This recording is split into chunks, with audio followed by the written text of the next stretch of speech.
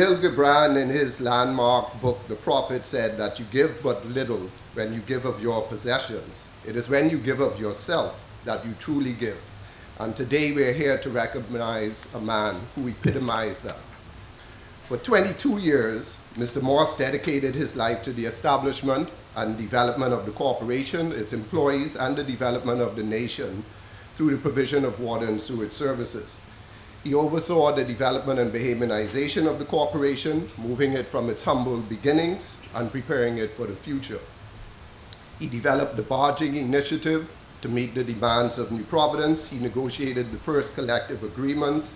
He established tuition reimbursement to educate employees, and also a scholarship fund, of which I was one of the first recipients, so I'm very grateful for that.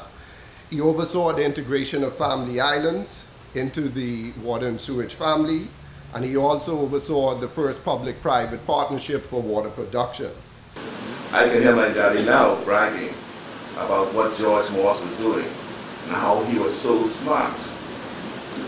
He was so proud to say Bahamian at the helm of the corporation, a smart Bahamian who commanded the respect of his colleagues, a Bahamian who had command of his ship and exercised that command for the good of those whom he served, a Bahamian who was dedicated to improving the quality of life through the provision of potable water for the residents of our beloved Commonwealth.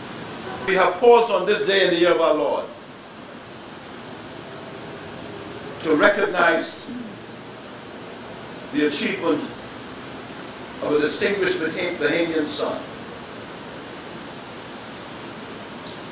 who overcame all the odds and became a defining contributor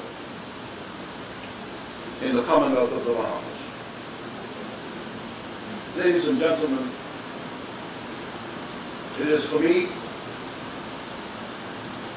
to have the formal privilege of indicating formally that this building from this day forth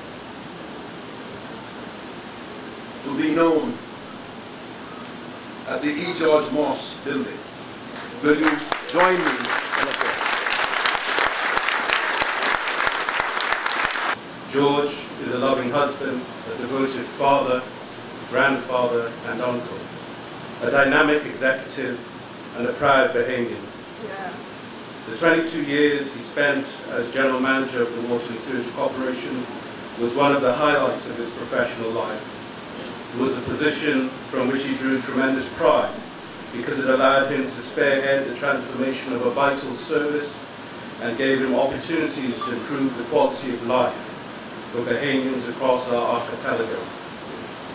American essayist and poet Ralph Waldo Emerson said, "The purpose of life is not to be happy.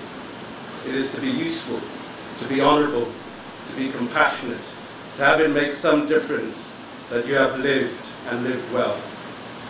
George Morse has made a difference in the lives of his fellow citizens. He led the transition of the Water and Sewage Corporation from a department within the Ministry of Works to a standing statutory entity.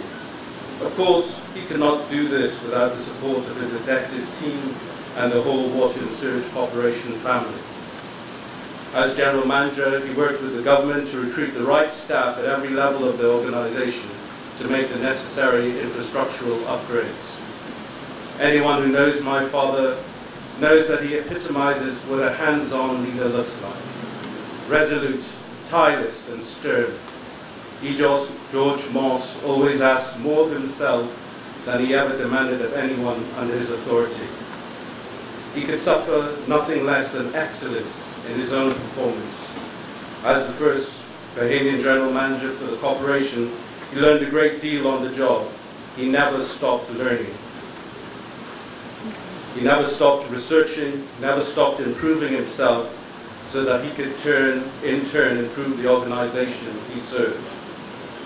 Along with his continuing professional development, he was passionate about the professional development of all staff, ensuring that they had the training in place to contribute to the service.